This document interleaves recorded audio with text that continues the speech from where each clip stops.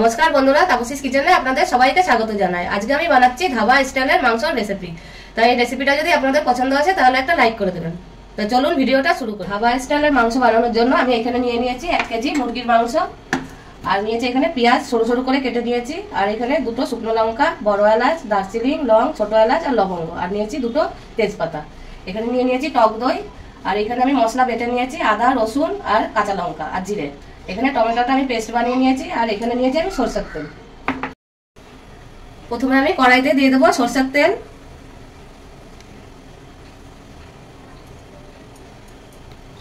তেলটা গরম হতে দেবো। তেল গরম হয়ে গেছে, তেলে আমি আলু ভেজে নেবো। আমি আলুটা দেখাতে ভুলে গিয়েছিলাম, আপনারা নাও দিতে পারেন আলু।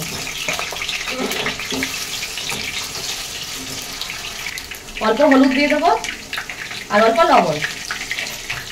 এবার আলুটা আমি লাল করে ভেজে নেবো।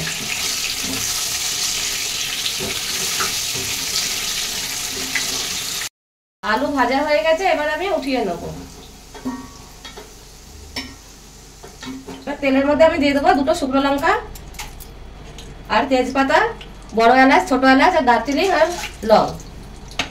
এবার এটা একটু ভেজে নেবো ভালো করে, একটা সুন্দর সেন্ট বেরোবে। সুন্দর একটা সেন্ট বেরিয়ে গেছে, এবার আমি পেঁয়াজটা দিয়ে দেবো। পেঁয়াজটাও আমি লাল করে ভেজে নেবো। পেঁয়াজ ভাজা হয়ে গেছে, এবার আমি আদা, রসুন আর জিরে বেটে রেখেছিলাম, কাঁচা লঙ্কা এটা দিয়ে দেবো।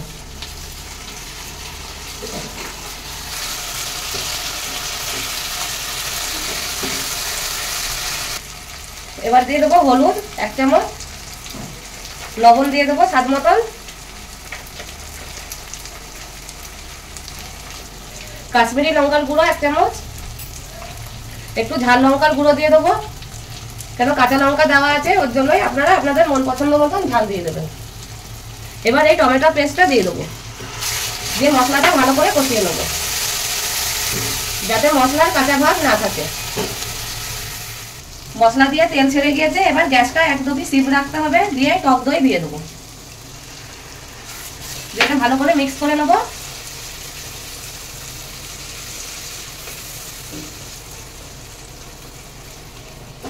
এবার 1 চামচ দিয়ে দেবো গরম মশলা, আর দিয়ে দেবো 1 চামচ কসুরি মেথি। এবার এটাকে মিক্স করে নেবো ভালোভাবে। এবার গ্যাসটা আমি হাই করে দেবো।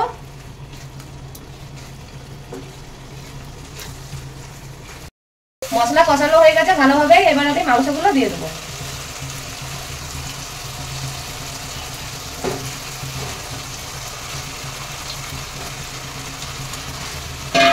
এবার মাংসের সাথে মশলাটা ভালোভাবে মিশিয়ে নেবো। এখন গ্যাসের ফ্লেমটা একদমই হাই রাখতে হবে।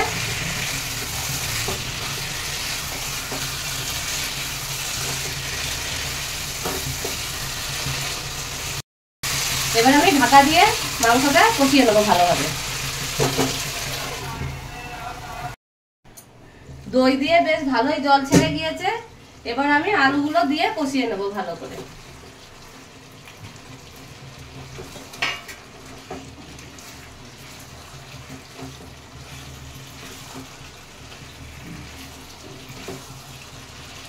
আলু আর মাংস ভালোভাবে মশলার সাথে কষানো হয়ে গেছে, এবার আমি জল দিয়ে দেবো।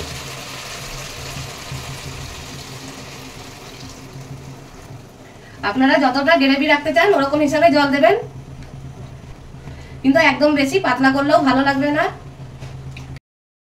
আমি 1.5 গ্লাস মতন জল দিয়েছি, এবার আমি ঢাকা দিয়ে ভালোভাবে সেদ্ধ হতে দেবো। এই মাংসর রেসিপিটা আপনারা বাড়িতে বানিয়ে একবার হলেও দেখবেন, আর খেতে কিন্তু ভীষণ ভালো লাগে। আর বাড়িতে বানালে আমাকে কমেন্টে জানাতে যেন ভুলবেন না। মাংস আর আলু ভালোভাবেই সেদ্ধ হয়ে গেছে, এবার আমি গ্যাসটা অফ করে দেবো। ভিডিওটা যদি আপনাদের পছন্দ আসে তাহলে লাইক করে দেবেন আর শেয়ার করে দেবেন, আর চ্যানেলটাকে সাবস্ক্রাইব করে পাশে থাকা বেল আইকনটা প্রেস করবেন। আমি যখনই নতুন রেসিপি ছাড়বো আপনাদের কাছে আগে পৌঁছাবে। আর ফেসবুক থেকে দেখে থাকলে পেজটাকে ফলো করে নেবেন।